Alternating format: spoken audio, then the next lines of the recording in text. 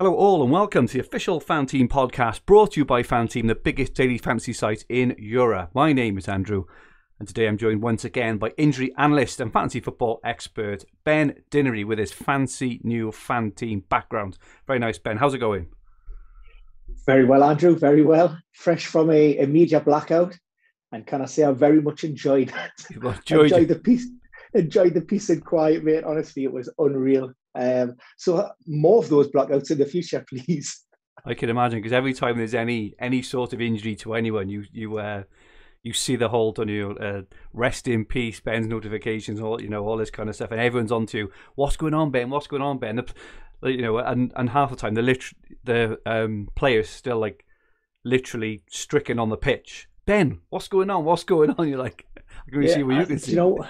It was a little bit of a reality check in just I'm at home, how much I am beholden to social media in terms of for deadlines, pre-match analysis, post-match analysis, kick-off times, team news, injuries, updates, and my life is regimented around fixtures. Last weekend, it was like, I might have to update that injury table for 10 or 15 minutes. I might even go half an hour, push the boat out.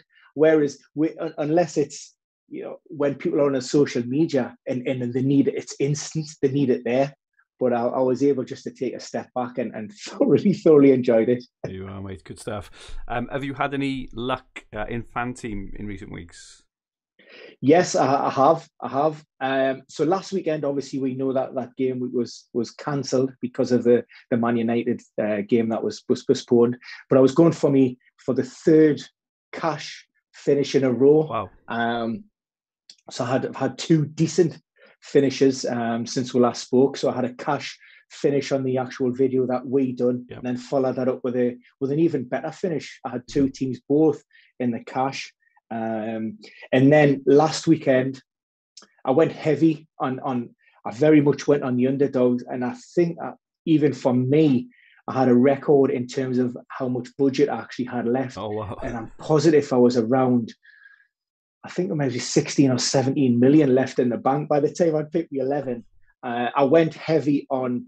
I really fancied Newcastle against Arsenal. Yeah. I thought Arteta would rotate heavily. Newcastle have been a decent nick. Callum Wilson I expected to start. All of those things fell into place, but Newcastle just did not get the memo and were terrible. And then I steamed into Burnley, and I went with a triple Burnley defence, thinking that they would follow up that Wolves victory with a nice game as well. And obviously West Ham had been stuttering along, and maybe you're questioning whether they can sustain that and get back. They did, however. So, that postponement saved me, really. I was going to say, the postponement saved your bacon. Yeah.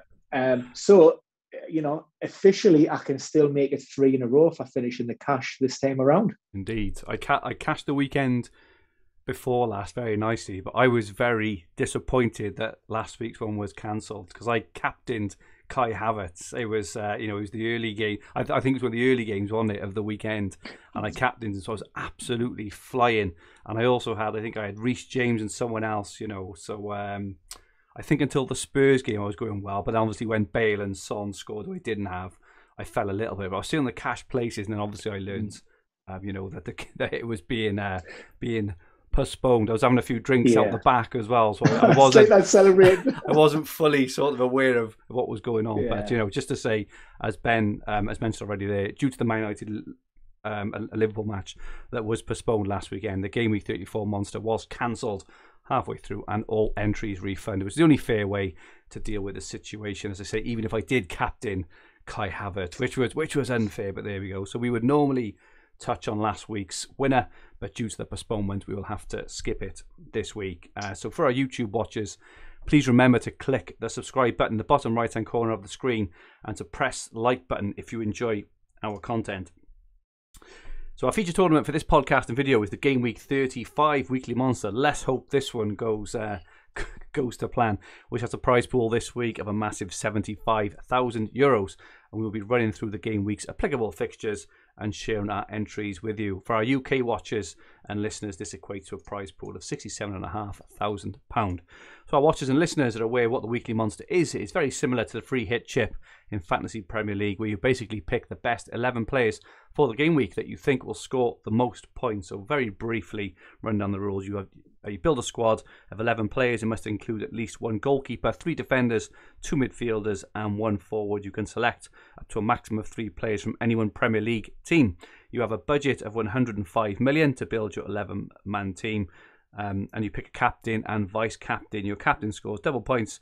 Your vice replaces your captain if he doesn't play. Very, very similar to FPL. The safety net applies, so if a player does not start, especially in these times where rotation is rife, he will be automatically replaced by a cheaper player from the same club and position. So never fear about if your player doesn't start, and player prices will not change. Easy as that to play. And for those watching on YouTube now, the point scoring matrix is on screen. As you can see, it is very similar to the season-long fan team game, and indeed the Fantasy Premier League game. Ben, just before we look at the fixtures and look at the teams this weekend, is there any latest injury news we should be aware of? I saw Antonio came back with a bang. He wasn't even noted kind of last week of coming back, was he? And back with a couple of goals. Is there anyone else? Well, I mean, David Moyes had sort of alluded that he was out with the medical team and he was training on the grass, but David Moyes, notorious for his injury updates and forgetting to mention, key bits of information and overlooking other things. Like his star player is going to start. Yeah, exactly that. And I mean, not that he had much of a fantasy impact, but the likes of Mark Noble being absent from the West Ham team. We didn't expect Aaron Cresswell back. Yeah, that's right. There was talk, there was very little suggestion that he would return.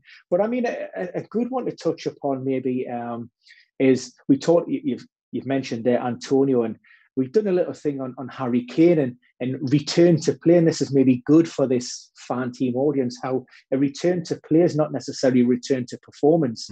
And by that, what we mean is just because a player's on the pitch, it doesn't mean that he's going to hit the ground running and hit those sort of dizzy heights that we know. And we've been looking at the data around Harry Kane and how he performs post-injury, and we had a look at specific injuries throughout the course of the last 3 seasons, those length of injury and how that's maybe impacted on when he's returned to play. Yeah. And the data was quite insightful. I mean, it wasn't anything groundbreaking. It's probably what you would come to expect, but it's nice to see that the numbers actually support maybe. Yeah. And we looked at Harry Kane in terms of, right, well, how long does it take Harry to, get back in his goal scoring groove? And what we've seen for the past few seasons, Harry Kane, will always exceed his expected goals ratio. Yeah. That's fact, top class striker. And we looked at the 6 games prior to the injury, and then we looked at those 6 games after the injury. And for the 6 games before, again, he's exceeded that XG on some occasions. That's as much as 50 or 60%. Even his expected goals involvement. All of that was, really good, performing really well. Now, depending on the length of his absence will determine how long it takes Harry to return to play. His general performances, his all-round play, doesn't change drastically. In terms of big chances created, in terms of his goal involvements, they're all around about the same sort of percentage points. However, what we've seen on every occasion of an injury that lasts 3 weeks or more is that he always underperforms his XG, and by quite some considerable margin. In some instances, that was maybe 40 to 50%. Wow. So he's below par in terms of that. And also, just his general involvement in the game, we've seen a reduction in maybe 16 to 20% in the time, in his involvement in number of touches. Wow. And his play in the final third, and also that play in the box also. So there's slight changes in his patterns of play. So it's just, for those who are actively engaged in fan team are maybe looking at those players who are potentially coming back from injury. always be aware that, just because they're there and they're named in the 11, it doesn't mean that they're going to come on, and hit the ground running and score those goals and score those points that you're going to need. So just to err on the side of caution with those, because the data supports the fact that it's going to be 3, 4, 5, possibly even 6 games before, we see anything like the player who was, pre-injury levels. Fantastic analysis there. What about, so I've got a player up front in my team pick this week. He hasn't been injured as such. He's been ill. He's been out for a while, and he played well last weekend. I've got Aubameyang in my team. He hasn't played for a few weeks, obviously. He got a goal and assist, I think. Even though his assist was quite fortunate, I think it kind of hit his foot more than anything. Would he be one, in terms of, because I think he had malaria, didn't he? Would he be one kind of the same, or? Yeah, I mean, obviously it's not a long-term injury as such, no. So he still has some kind of involvement on the training pitches. However, there is an element of deconditioning there, and it's also just general lethargy around the player. I mean, Mikel Arteta said even after that, a sort of brief cameo, I think it was in the Europa League, that Aubameyang was shattered. He still wasn't training fully. And, apart from that goal against Newcastle, he'd done very little in terms of his involvements anyway. It would be more of a concern maybe just in terms of minutes ordinarily. I suggest maybe on Sunday, Arteta probably played him a little bit longer than he normally would, because he's got one eye on that Europa League fixture, and with that semi-final tie sort of finally poised, he may want Aubameyang either from the start, or at least if things aren't going right, a good 30 to 40 minutes from the bench to try and push, and get Arsenal over the line. But, with fatigue, what we do know is the risk associated with soft tissue and muscular tears. So, it could be that Aubameyang maybe alter the way he plays, maybe. So, with the fact that he's maybe isn't feeling 100% and he's still basing up that levels, there may be, Arteta may not play him out on the left because there's too much work, outside of the box. He may just want to play in that striker's role. We will see. We obviously, that could change the performance of Martinelli last weekend, and also we've got Lacazette, who could be in contention as well. So there's things to consider, but I would, again, there's a question mark. There's a little red lamp emitting above Aubameyang's head, just to be sort of a little bit wary of that. But of course, there are always anomalies. There are always, other factors that come into play. Players now, if they get to that Europa League final, then players will want to be involved. And as the captain, Aubameyang is their talisman. He really needs to stand up and be counted, because he has faced some criticism this season. He hasn't been, we expected a lot from him. He hasn't really delivered. So maybe he feels, he needs to justify that huge, price tag associated with his salary, and he needs to go out there and stand up and be counted. So, all is not lost. But, well, I was thinking to put the nature of the beast. I was thinking to put a green lamp above his head, because I was considering for captaincy, but you put me off now. I'm gonna have to have a bit of a rethink. I don't think I got the captaincy on him, but he was definitely a consideration.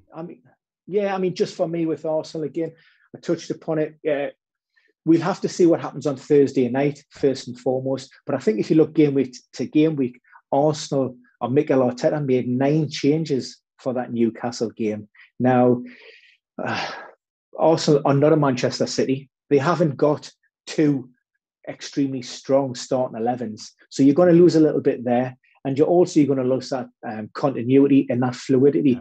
And although it was probably more reflective of Newcastle as opposed to the performance of Arsenal, you just need to be a little bit aware of that, when you consider maybe picking players from Arsenal, and certainly putting the armband on any of those players. Superb, thank you, Ben. And really fascinating analysis there. I look forward to seeing a little bit more of that with the other players that come in back from injury, because obviously in terms of fantasy decisions, both in terms of choosing a player and and captaincy as well, that could have a big impact. Great stuff there. So there are 3 full round weekly monster tournaments every game week. This week, one has a prize pool of €12,500 with a guaranteed first prize of €1,500, which you can enter for as little as €2. For this week, there's also a free entry to this competition for new FanTeam users. So if you fancy seeing what all the fuss is about, head to FanTeam.com, register and play that feature tournament for free. There is a high roller tournament if you want to play for big money, but our feature tournament for this podcast is the €75,000 prize pool game with a guaranteed €7,500 first prize for just a €20 entry. The teams we pick can be used across all Monster tournaments. Just a reminder to enter all FanTeam contests if you're over 18 and be gambleaware.org. So this game week, we have 8 Premier League matches applicable for this contest. It is worth pointing out that the Friday night clash between Leicester and Newcastle and the Saturday lunchtime match between Leeds and Spurs are not applicable for this contest. So it starts off with Sheffield United against Crystal Palace in that absolute barnstorming match to kick us off at 3 o'clock on Saturday afternoon. Man City versus Chelsea. Now there's a game to whet the appetite at 5:30. Then Liverpool host Southampton at Anfield in the late game on Saturday. On to Sunday, and Wolves play Brighton. Aston Villa played Man United. West Ham against Everton before Arsenal play West Brom. And then Fulham play Burnley on the Monday evening. So what fixtures stand out to you there, Ben, and which ones will you be targeting? I'm really looking forward to seeing the Manchester City and the Chelsea game, the battle of the rotation. Yeah, you know, with Thomas Tuchel and Pep. Of course, there's so much going on this weekend. Premier League titles could be won. We could have an All British Champions League and Europa League finals. So you might have heavy rotation. You have players who are full of confidence. On the flip side of that, you may have players who are, pretty down. Season's over. You've got teams who are dead and buried. Players playing for contracts for next season. Wondering, are they going to get held? They're going to get sold. So I'm really looking forward to City and Chelsea is a big one. I think Leeds and Tottenham promises to be a big game, but unfortunately that's not called, because I did look at a target and some of the, Gareth Bale was top of my list this weekend. Unfortunately, they don't make the fixtures. West Ham and Everton is an intriguing game. Both teams, I think, will have to go out for the 3 points. Everton have been great away from Goodison Park. West Ham would be buoyed by that win at Turf Moor. Mikel Antonio, as we touched upon, looks to come back as sharp as a tack. So that's the main fixture that I've stuck a lot of eggs in that one basket. Excited for that one. And then the rest I've had to just cherry pick. Like I say, there's elements of every fixture I like, but not enough to commit, because I'm just trying to think of the wider ramifications of potential results and how teams are still pushing maybe for survival or vying for those European qualification spots. Superb. I think from an attacking view, the two fixtures I'm quite interested. So Liverpool play Southampton, and I think it's quite natural to gravitate towards that one from an attacking view. I also think you don't really have to go for Salah in that one either. I think there's some other options there. We'll look at my team in a bit, but I've gone for one or two, I think, in that one there. Arsenal West Brom. I'm not a massive fan of Arsenal, but they do seem to be feast or famine. And West Brom, they were on the verge of staging a miraculous sort of comeback. Stalled a bit in recent weeks. You have to think that they're going to have to go for it at the Emirates, which I think will suit Arsenal. They've got a lot of very, very fast youngsters who probably wouldn't play on Thursday evening, I would guess. Maybe a couple of them will, but even if a couple of them are rested, they're going to be very, very sharp, I think, come Sunday. So I think that Arsenal, fancy them there, and I quite fancy Brighton's defence against Wolves. Brighton's stats in terms of expected goals conceded is absolutely mad. Their home form is better than their away form for defence. But looking at defenders, I was having a look around, and if you want to pick some defenders this weekend, obviously, the Liverpool ones, Trent and Robertson, are ridiculously expensive. Same for Arsenal, actually. The Palace ones may be worth a shout away to Sheffield United, although Sheffield United have scored a goal or two in recent weeks, and Palace themselves, obviously, haven't been superb themselves. But Brighton defence are kind of targeted as well. But there's a lot of really good matchups this week. I think it's kind of not easy to really target a game for some some cheap spoils. So, but yeah, let's have a look then, Ben, at your actual team you've picked. We've got it now on screen. Do you want to run through it and give us a rationale? Yeah, I am.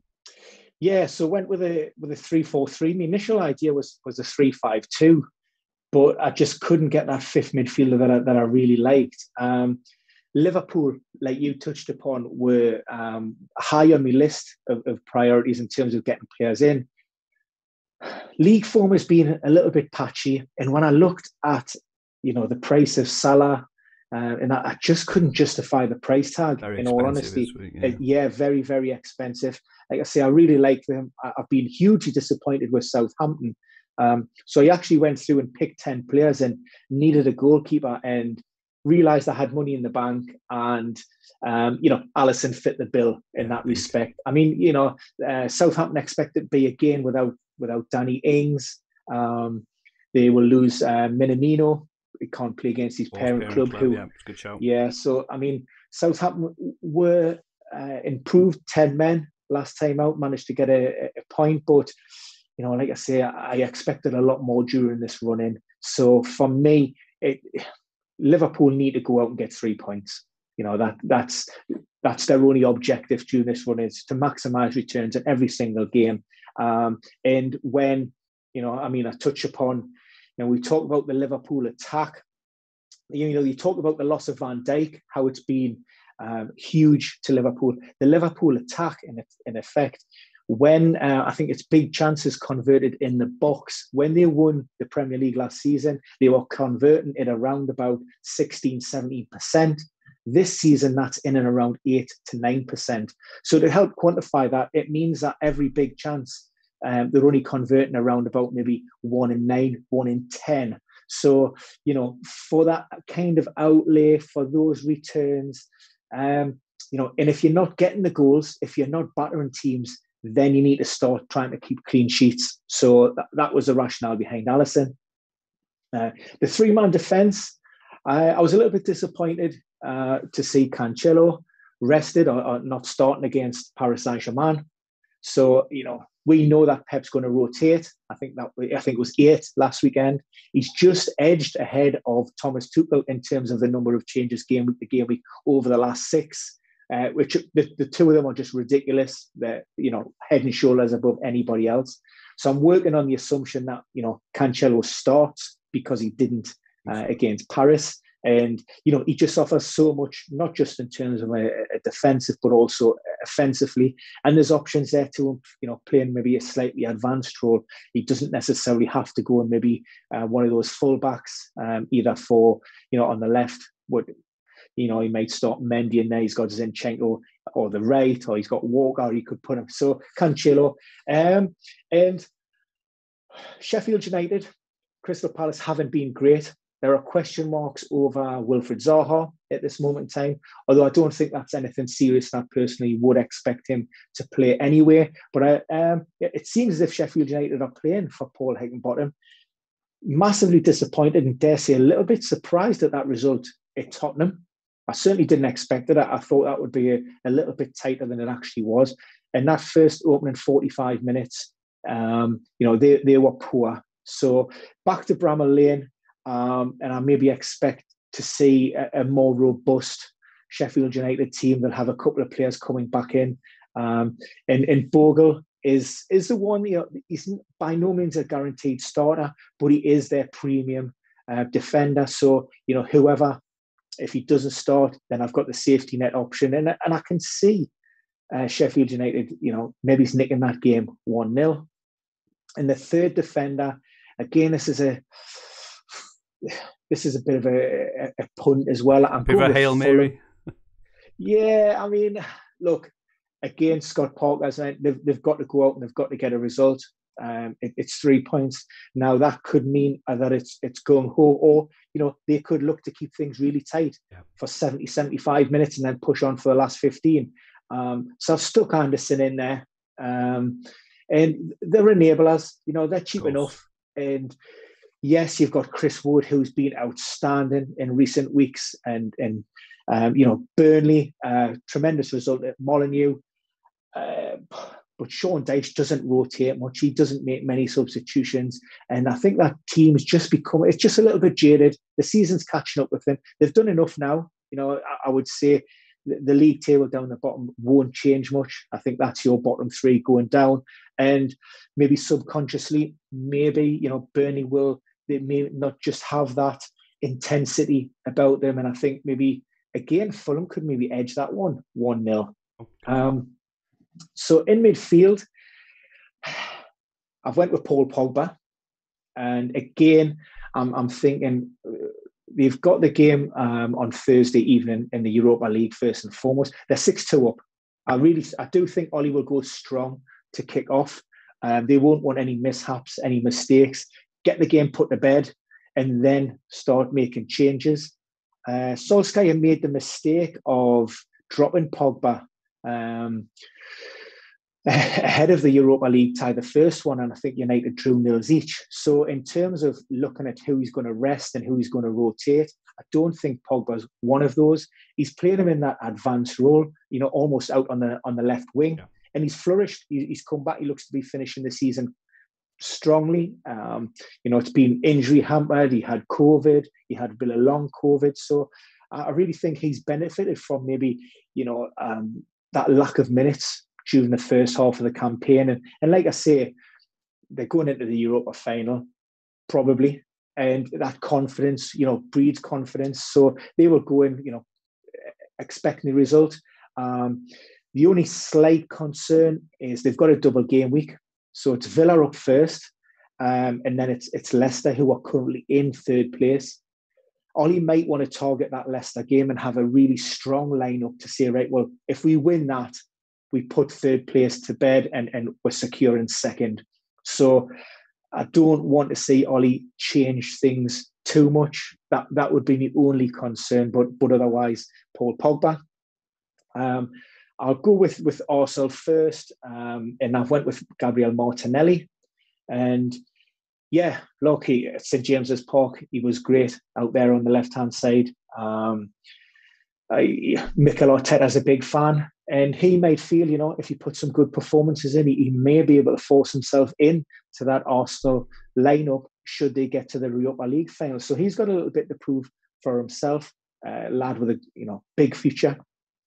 So I think, I've stuck Martinelli in because I'm looking at players who, will still have the bit between the teeth during the run-in and what have they got to prove and what have they got to play for. So I think all of these players have got something. They're not on the beach and they're not in the flip-flops and they can't really afford to take the foot off the gas.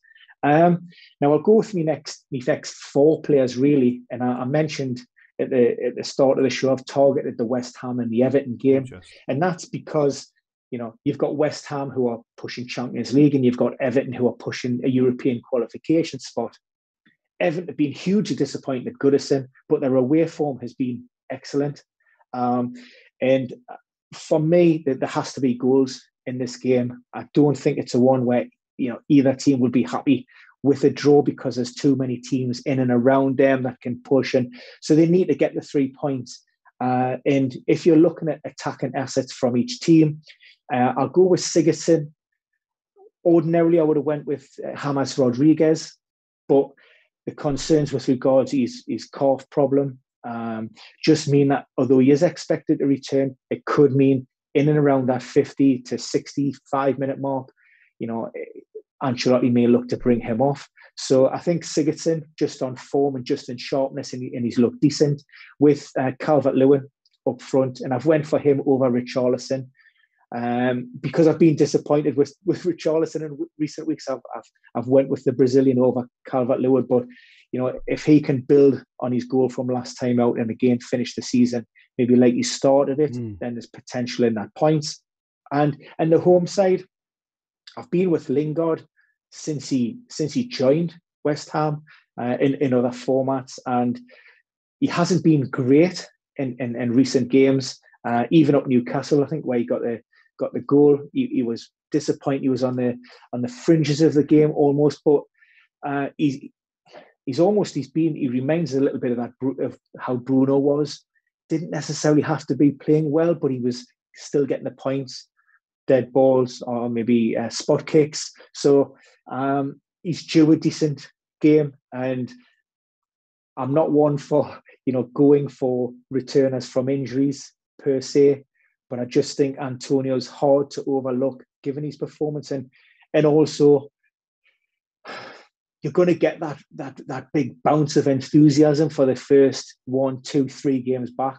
Maybe after that 4th and 5th game, maybe he becomes a little bit jaded. But I think for this week, I really like Mikel Antonio. So that's me. That's me midfield and 2 strikers taken care of, and third striker is Diagne. Keeps scoring, doesn't he? He keeps scoring. He's been very, very unlucky. He should have had more points than he's actually had. He's hit the disallowed. He's hit the woodwork. And West Brom again, they cannot afford. I know the chances of them staying up are slim to none. But for me, Diagne has got something to prove in terms of where does his future lie, and is it in England? Is it in the Premier League?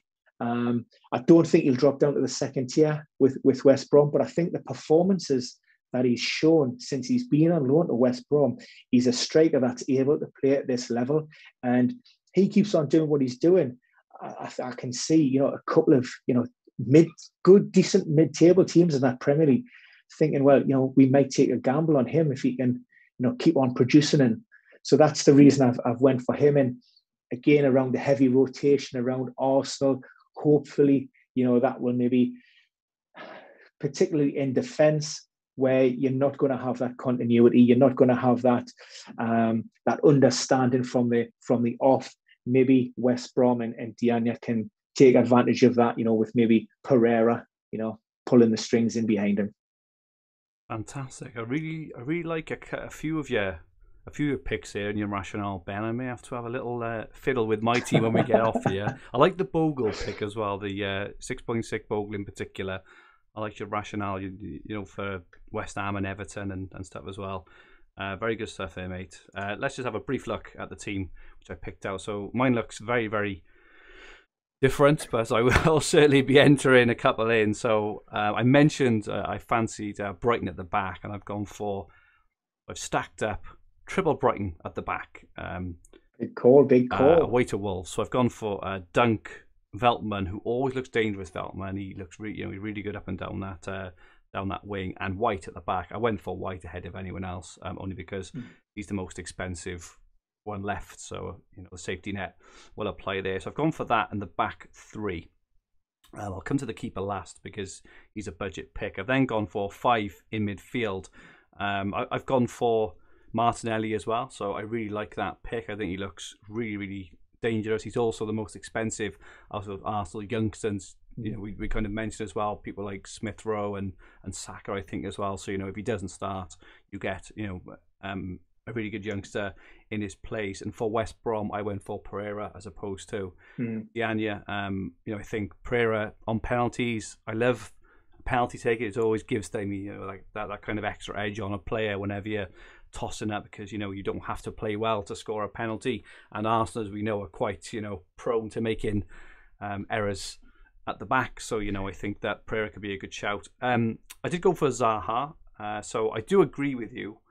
Around Sheffield United, but I just think if Palace are going to get anything, it's generally Zaha who seems to get in the points. I do like Eze, although Zaha just tends to get a few more points, tends to get a few more chances.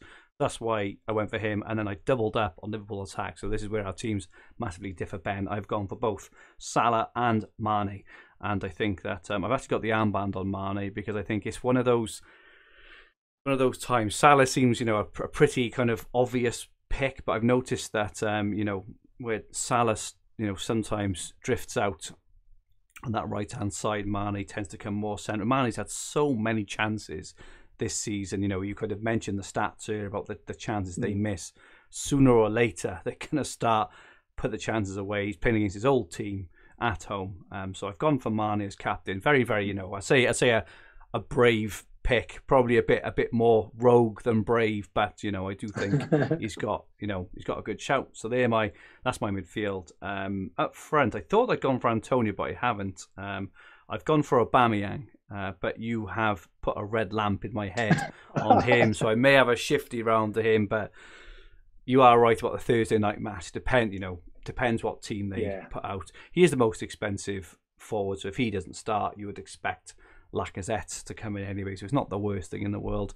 And I've gone for Wood. So you mentioned Wood earlier. I know I do agree. I just think Fulham have just been, I wouldn't say it's a tough one with Fulham because they put in so much effort, but the fact of the matter is, and it's proven in their league position, their results just aren't good enough, and that's the bottom line really. So Wood, as you said, has been on fire. He's on penalty as well. Scored another penalty last weekend. So that's my team at the moment. And I've just gone for Johnston in goals for West Brom. He seems to just get so many save points every time he plays. He makes save after save after save, which I think is good from his perspective in terms of him being in my team. He'll get save points, but I also think it's good in terms of looking at the Arsenal attack, in terms of they do tend to concede a lot of shots. So this is why I kind of went for the Auba and Martinelli double up front. So that's my team at the moment. Quite excited about it. I think at times I look at my team and I think, but I do think I've got a nice. I love it when I look at my team and I've got a couple of low-owned players, or players who I know will be low-owned, but I actually do really fancy them for this game. Players like Martinelli, maybe Aubameyang, maybe Mane, maybe Johnson in goals even. He tends to score so many points. So so very different teams, but both with a good chance of some points there, Ben, I think. Good stuff. I'm looking like the invisible man at the moment. It's low. This sun is just bleaching in. I can't actually say anything now. My retinas have been burnt in my skull. Just in case anybody's wondering where I'm going, I'm being scalded alive. Yeah. For our podcast listeners, the sun has made Ben blend into his FanTeam background.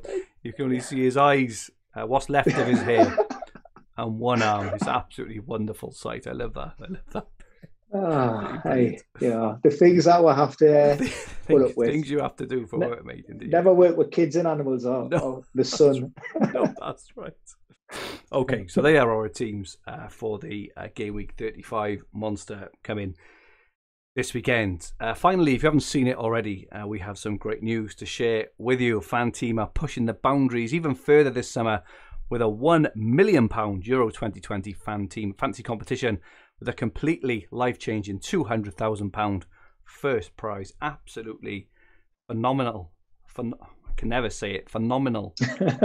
Again from FanTeam.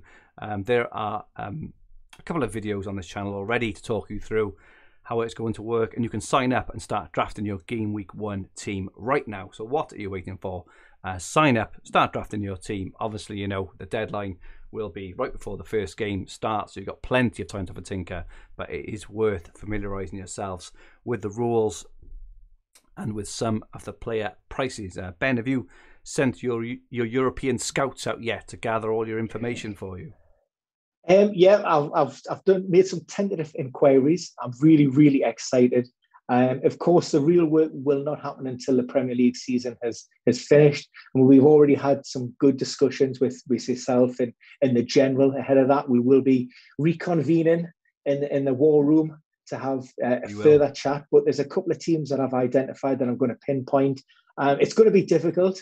But yeah, look, do a little bit of due diligence, put the effort in, and if you could, you talk about life-changing amounts of money. I mean, wow, it's worth putting in that hard work and effort. And even if you don't even walk away with first prize, there are so many decent cash finishes in there. It's exciting. I'm really, really looking forward to the Euros. Crazy cash. For 4 weeks of fantasy football management for all that money. As you say, it goes down. They pay into the thousands, right? So even if you finish in the top few thousand places, you can still win a lot of money. Albeit that £200,000 first prize is unbelievable. So that is it from us for this episode. All the links are below for all the games we have discussed today. Don't forget for this week that there is... Sorry, Ben, I can't look. I can't stop looking at your camera. It's absolutely hilarious. Jesus. Don't forget, for this week, there's also that free entry to the €12,500 tournament for new fan team players. So head to fanteam.com to register and play that tournament for free. For what's left of you, Ben, thank you so much for joining me this week. I will have you on again very pleasure. Soon. Really enjoyed it, Andrew. Thanks. Enjoy the game week, Ben. And remember, if you liked what you watched, please press the like button and remember to subscribe to the channel in the bottom right-hand corner of the screen, especially if you're going to be playing the Euros game. We will have a lot more Euro content coming out closer to that competition starting with some fantasy football experts. If you listen on a podcast, please rate the podcast and leave a comment. It would be much appreciated. So this podcast will be available as a video on the FanTeam YouTube channel, which you're watching now, and available as an audio version on all major podcast platforms, including Spotify, Apple Podcasts, and SoundCloud. Just search for Official FanTeam Podcast. Our website is fanteam.com and our Twitter handles are at FanTeamOfficial and at FanTeam_UK. Give us a follow for regular game updates and for entry giveaways for lots of other FanTeam competitions. We'll be back very soon looking ahead to the Game Week 36 Weekly Monster. The very, very best of luck for Game Week 35. Goodbye for now.